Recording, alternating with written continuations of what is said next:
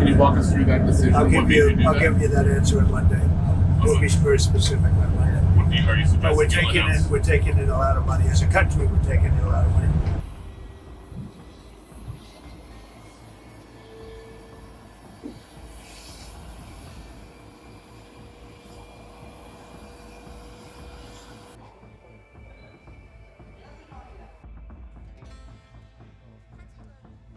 US President Donald Trump took to social media on Sunday to clarify his stance on recent tariff changes and reaffirm his commitment to fair trade practices, insisting that no country would be off the hook for unfair trade balances or tariff barriers. The Trump administration had announced on Friday that certain electronics, including smartphones and laptops, would be exempted from reciprocal tariffs. However, Porras sought to clear up the confusion, stating in a post on Truth Social that there had been no tariff exemption made.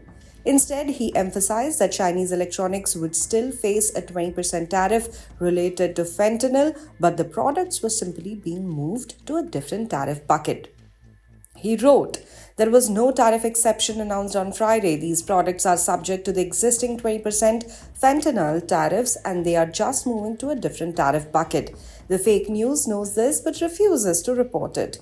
He made clear that the administration was taking a closer look at semiconductors and the broader electronic supply chain as part of upcoming national security tariff investigations. The president also reiterated his long-standing message that the US must prioritize manufacturing domestically to reduce reliance on foreign nations, particularly China.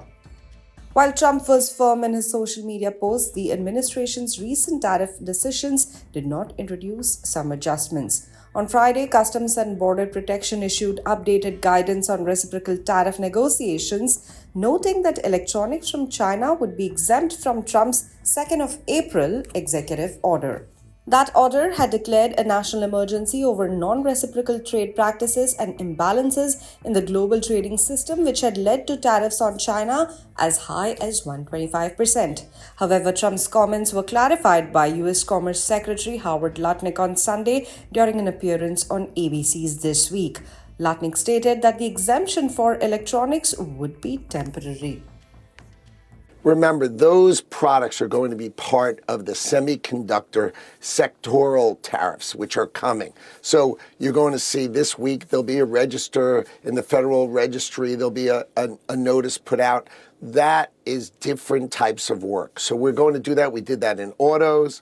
The president's going to do it for pharmaceuticals, and he's going to do it for semiconductors. So all those products are going to come under semiconductors, and they're going to have a special focused type of tariff to make sure that those products get reassured. We need to have semiconductors, we need to have chips, and we need to have flat panels. We need to have these things made in America. We can't be reliant on Southeast Asia for all of the things that operate for us. So what he's doing is he's saying they're exempt from the reciprocal tariffs, but they're included in the semiconductor tariffs, which are coming in probably a month or two. So these are coming soon. You shouldn't think this is really outside of it. Really think of it as being included in the semiconductor space, much like pharmaceuticals. So this is not like a permanent sort of exemption. He's just clarifying that these are not available to be negotiated away by countries. These are things that are national security that we need to be made in America.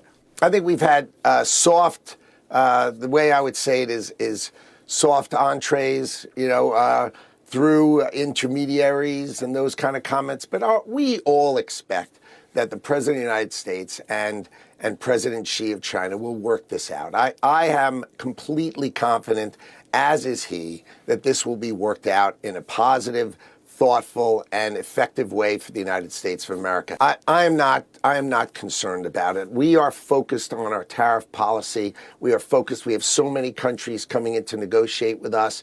The president has given us the ability, let's go get these great deals done. And we're on it, and the president's on it, and we're really, really focused on delivering the best thing for the American people.